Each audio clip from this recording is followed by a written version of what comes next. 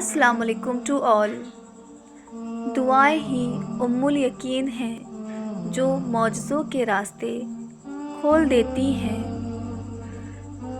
हर दुआ के कबूल होने का एक मुकर्रर वक्त होता है और इस वक्त तक सब्र, तवक्कुल और दुआ करना हमारी आजमाइश।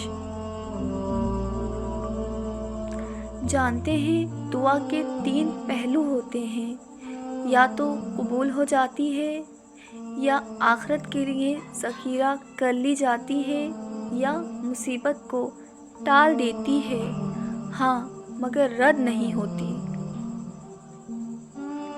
जब दुआ का दौरानिया बढ़ जाए तो समझ लो अल्लाह आपसे राज़ी हो गया है। 3 आदमियों की दुआ कबूल नहीं होती: जो हराम माल खाता हो, जो बकसरत गीबत करता हो, जो कि मुसलमानों से हसद रखता हो। अल्लाह पाक से मांगो, फिर मांगो, मांगते रहो, वो देगा, वही देगा, क्योंकि वही दे सकता है। मुर्दा इंसान के लिए जब रहमत व मग़फ़िरत की दुआ की जाती है तो वो इसी तरह खुश होता है जैसे ज़िंदा इंसान तोहफ़ा मिलने पर खुश होता है।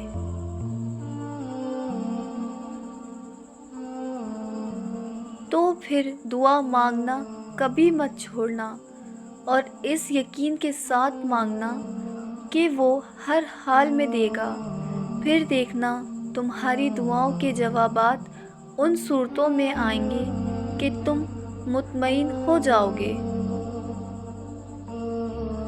अगर अल्लाह ने तुम्हारे दिल में कुछ डाला है और तुम्हें दुआ मांगने की तौफीक दी है तो यकीन रखो नसीब में भी वही डालेगा।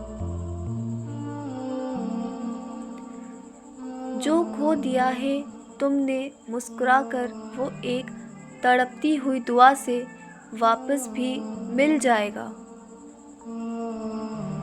किस्मत की गिरह को दुआ और सब्र से ही सुलझाया जा सकता है। बेसब्री और परेशानी से ये गिरह मज़ीद उलझ जाती हैं। रसूल अल्लाह सल्लल्लाहु अलैहि वसल्लम ने इरशाद फरमाया, दुआ करते वक्त छींक आना सआदतमंदी है। If you like my video, so like, share and subscribe. Until next time, Allah Hafiz.